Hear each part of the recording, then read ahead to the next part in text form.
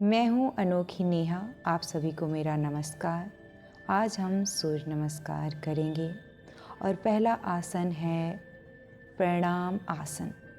इसमें दोनों हाथों को आपको अपने छाती के सामने रखना होता है और इसका फ़ायदा है कि आप बैलेंस महसूस करते हैं।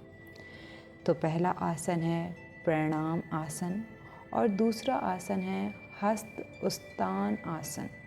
हस्त उत्तान आसन में आप अपने दोनों हाथों को पीछे की तरफ जितना आप फ्लेक्सिबल हो उतना खींचते हैं।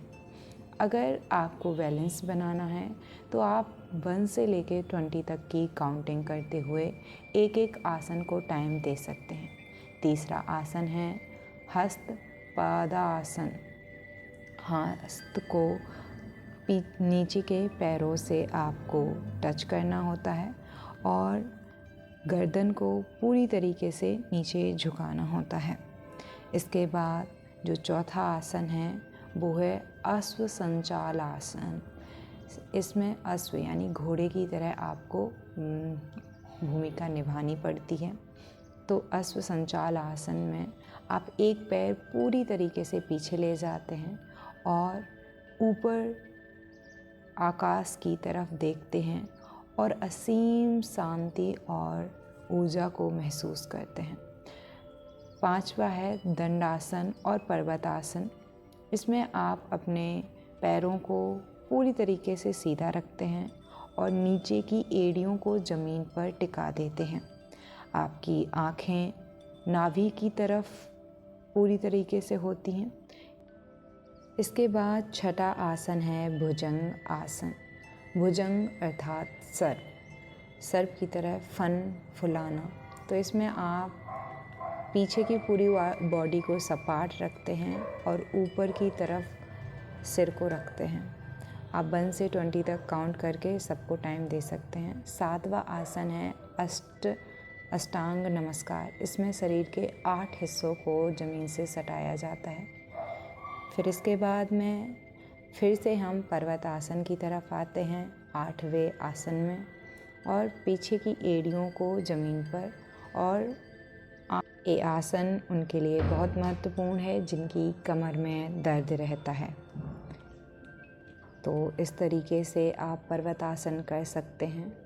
और फिर 9वें आसन में फिर से आप अश्व संचालासन को प्रैक्टिस करेंगे और आप जितना हो सके अपनी कमर को पीछे ले जाएं और पीछे की जो पैर होता है उसको इस तरीके से सपाट करें। इस तरीके से बैक पेन और जितनी भी प्रॉब्लम होती हैं वो ठीक हो जाती हैं, फ्लेक्सिबिलिटी बढ़ती है। फिर हस्त पादासन और इस बार आप अपने सिर को पूरी तरीके से फ्लेक्सिबल बनाने के लिए घुटनों से टच करेंगे। और ये उन स्टूडेंट्स के लिए बहुत फ़ायदेमंद है जो लगातार पढ़ाई करते हैं।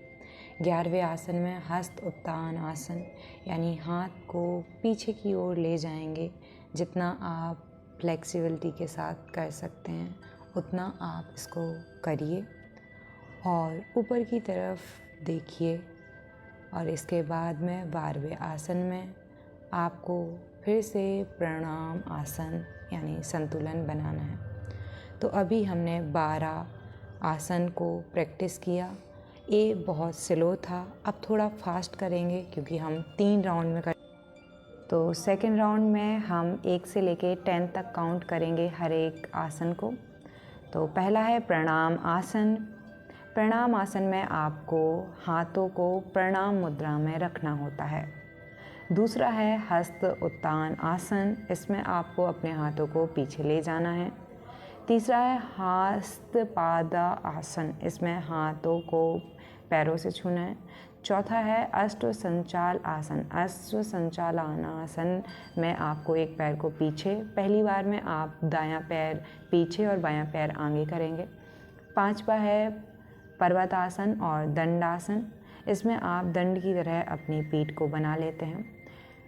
छठा है भुजंगासन और भुजंगासन में आप दोनों पैरों को पीछे की तरह कर देते हैं। 7वां है अष्टांग नमस्कार। इसमें शरीर के 8 हिस्सों को ज़मीन पर टच करते हुए नमस्कार किया जाता है। फिर वापस से पर्वत आसन और दंडासन 8वें आसन में हम करते हैं। 9वें आसन में अश्व संचालनासन किया जाता है। और फिर आप हस्त पादासन 10वें आसन में करते हैं। 11वें आसन में आप हस्त उत्तान आसन को करते हैं। और 12वें में आप फिर से प्रणाम आसन को करते हैं। इस तरीके से दूसरे राउंड को थोड़ा फास्ट किया जाता है। थर्ड बहुत ज़्यादा फास्ट है। प्रणाम आसन, हस्तोत्तान आसन, हस्तपदासन, संचालन आसन, पर्वतासन, भुजंगासन, अष्टांग नमस्कार, संचालन आसन, फिर से हस्त पादासन, हस्त उत्तान आसन और प्रणाम आसन।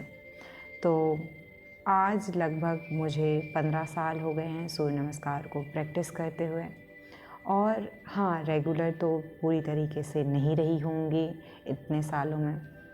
तो जैसे ही ये 3 राउंड हो जाते हैं तो रिलैक्स करने के लिए एक डीप ब्रीथ लेती हूँ, रोकती हूँ और फिर जैसे ऐसा माना जाता है 3 सेकंड की सांस लीजिए, 4 सेकंड रोकिए और 8 सेकंड की सांस को छोड़िए। इसको आप गणना के अनुसार नहीं, लेकिन करेंगे तो बहुत आपको बेनिफिट होगा। इसके बाद अब हम प्राणायाम करते हैं। प्राणायाम योग के 8 योगों में से एक है। अष्टांग योग में 8 प्रक्रियाएं होती हैं: यम, नियम, आसन, प्राणायाम, प्रत्याहार, धारणा, ध्यान तथा समाधि। आज हम बात करेंगे प्राणायाम की। भस्त्रिका प्राणायाम। इसके लिए आप सुखासन, सिद्धासन, पद्मासन, ब्रजासन में बैठ जाएं। फिर नाक से लंबी सांसें फेफड़ों में भरें, फिर लंबी सांसें फेफड़ों से ही छोड़ें। सांस लेते और छोड़ते समय एक सा दबाव बना रहे तो बेहतर है।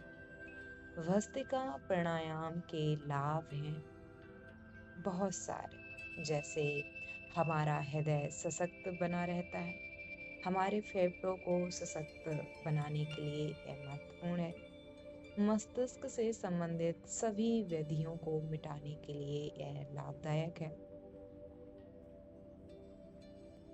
अगर आप पतंजलि योग सूत्र को और बेहतरीन तरीके से समझना चाहते हैं तो मैंने अपने दूसरे चैनल पे बहुत गहराई से पतंजलि योग सूत्र के हर सूत्र को एक्सप्लेन किया है हिंदी में। पतंजलि योग सूत्र के 195 सूत्रों में पहला सूत्र बहुत प्रमुख है। पहला सूत्र कहता है अथ योग अनुशासनम, यानी अब योग का अनुशासन प्रारंभ होता है। यहाँ पे 4 वर्ड्स हैं। ऐसे ही एक एक लाइन के सूत्र हैं, 195 हैं, आप याद भी कर सकते हैं अगर आपने, क्योंकि पतंजलि योग सूत्र को 4 भागों में बांटा गया है। पहला जैसे अध्याय होते हैं हमारे यहाँ, वैसे ही संस्कृत में पाद होते हैं। तो पहला पाद जो है उसमें 51 सूत्र हैं और ये समाधि के बारे में बताते हैं। फिर है साधना पाद। इसमें ये जितने भी टूल्स एंड टेक्निक्स हैं योग की, जैसे क्रिया योग, इन सब के बारे में बताया गया है। तो आप गहराई से पतंजलि को समझ सकते हैं। अथ योग अनुशासनम, यानी अब योग का अनुशासन प्रारंभ होता है। अब यानी जब साधक तैयार है, तो आप तैयार। कपालभाति प्राणायाम। सुखासन, सिद्धासन, पद्मासन, ब्रजासन में इसके लिए आप बैठ जाएं और सांस को बाहर फेंकते समय पेट को अंदर की तरफ धक्का दें। इसमें सिर्फ सांस को छोड़ना होता है, लेना नहीं। 2 सांसों के बीच अपने आप सांस अंदर चली जाएगी। जानबूझकर सांस को अंदर नहीं लेना है। कपाल भाति यानी कपाल यानी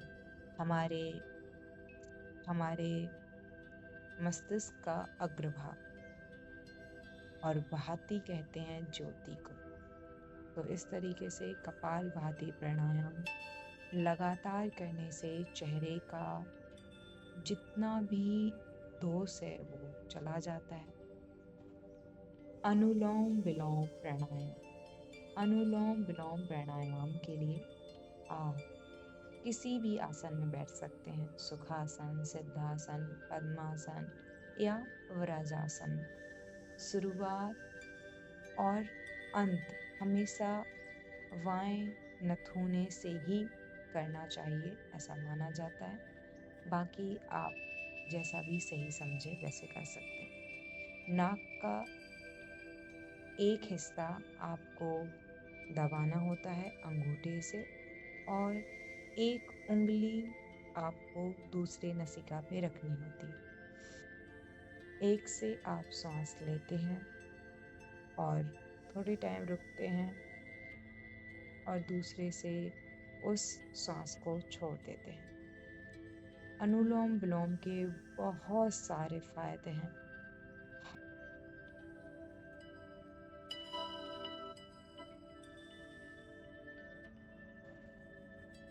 भ्रामरी प्राणायाम। सुखासन, सिद्धासन, पद्मासन, वज्रासन में आप बैठ जाएं।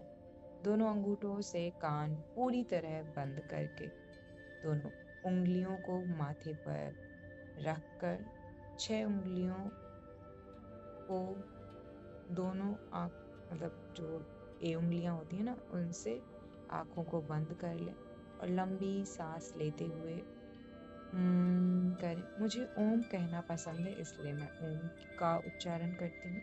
आप भी कहेंगे तो आप कर सकते हैं। इसके बहुत सारे फायदे हैं। साइक्रिक पेशेंट को फायदा करता है।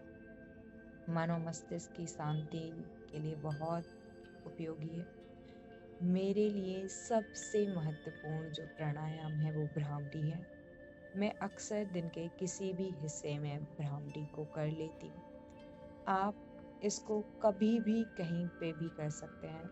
आप 3 से 5, 7 राउंड लगा सकते हैं भ्रामरी प्राणायाम के और आप एक अपूर्व शांति महसूस करेंगे। जिस भी काम को आप कर रहे थे उससे आप एक तरीके से डिटैच हो जाएंगे और एक बहुत आंतरिक शांति को महसूस करेंगे। तो ये थे प्राणायाम के 4 महत्वपूर्ण प्राणायाम जिनको प्रतिदिन करने से आप बहुत बहुत बहुत बेहतरीन महसूस करेंगे, बहुत स्वस्थ रहेंगे और जीवन में लगातार आगे बढ़ते रहेंगे। तो साथियों, आज हमने सूर्य नमस्कार के 12 आसन और प्राणायाम के 4 आसन को बहुत अच्छे से सीखा।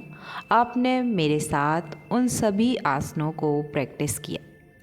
अगर आप ऐसे ही प्रतिदिन प्रैक्टिस करना चाहते हैं, आंतरिक शांति, सुकून और आनंद महसूस करना चाहते हैं, तो मैं आपको एक प्रोग्राम में, एक कम्युनिटी में इनवाइट करती हूँ।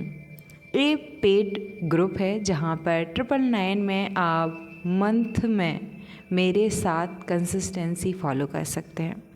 और जब आप डेली मेरे साथ में लाइव योग करेंगे तो आप एक बहुत बेहतरीन प्रैक्टिस कर रहे होंगे। पतंजलि कहते हैं पहले ही सूत्र में, जैसे मैंने बताया, अथ योग अनुशासन। अनुशासन वो कड़ी है जो आपको बेहतरीन बनाती है, क्योंकि जब आप किसी भी काम को प्रतिदिन करते हैं, खासकर योग जैसे कार्यों को अपने जीवन का हिस्सा बनाते हैं, तभी वो आपको वास्तविक फल देती है। क्योंकि एक दिन योग करने से शायद कुछ भी ना हो, लेकिन जब हम प्रतिदिन योग करते हैं तो हमारे जीवन में सत्य घटित हो सकता है। योगस चित्त वृत्ति निरोध, अर्थात योग चित्त की वृत्तियों का निरोध है। और ये तभी संभव है जब हम योग को अपने जीवन में एक अनिवार्य अंग बना लेते हैं। तो आप सभी का स्वागत है। आप अभी ज्वाइन कर सकते हैं, डिस्क्रिप्शन में लिंक है। आप मुझे ईमेल कर सकते हैं या इंस्टाग्राम पे DM कर सकते हैं। आप सभी का बहुत बहुत धन्यवाद। वीडियो कैसी लगी ज़रूर बताइएगा, एक कमेंट